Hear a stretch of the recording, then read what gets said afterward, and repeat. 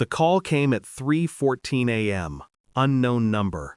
I almost didn't pick up until I heard her voice. "Dad," she whispered, "help me." My throat closed. "Where are you?" Mom drove me to the desert. She took my phone and water. She said I'm not her real daughter. Static, then a sob. I found an old man's phone. "Please, come get me." She gave me coordinates. And that's when the world stopped pretending to be ordinary. 5 years ago, I believed in love. I believed in her. Lena, my wife. The kind of woman whose smile could soften the world. We met in a hospital corridor. She was volunteering, I was visiting my father. She offered me coffee, said she liked the sadness in my eyes. I thought that meant she saw me. We built a life, quiet, steady. Then Sophie was born. Lena said she finally felt whole.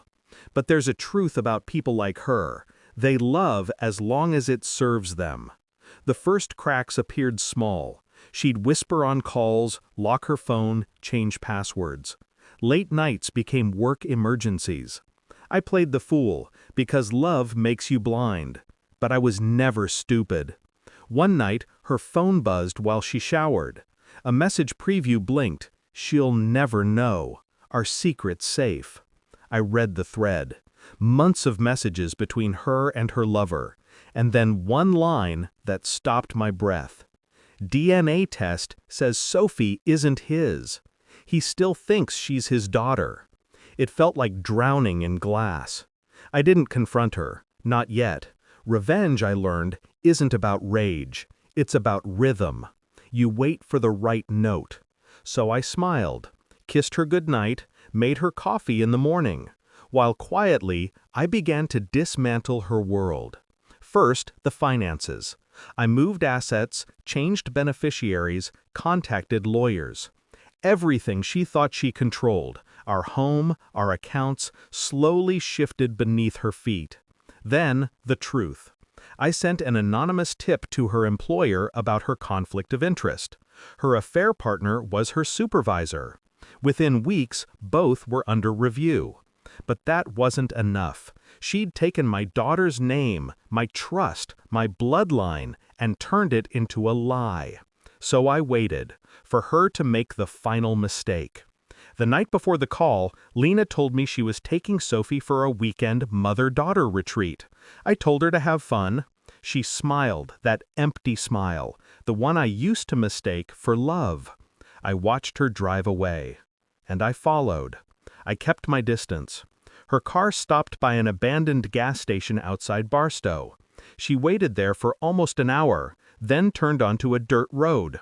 I stopped tracking when the signal died. Something in me knew this wasn't just another secret. When Sophie called that night, I was already halfway there. The desert stretched like a graveyard of silence.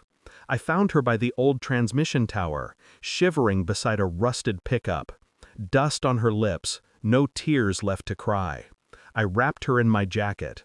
Her pulse was faint but steady. She said, "I wasn't yours," she whispered. I looked her in the eyes. "You're mine," I said. "Always." And I meant it. Biology be damned. Lena's car was 3 miles east, abandoned near a shallow ridge. Her tire tracks ended at the edge. Below, darkness. I walked down slowly. The car lay upside down, wheels still spinning faintly. The windshield was fractured like a spiderweb of truth. She was still breathing. Barely. "Daniel," she gasped. "Help me." I crouched beside her. "You left her in the desert," I said. Tears mingled with dust on her face. "She's not yours. I thought you deserved the truth." "The truth?" I whispered.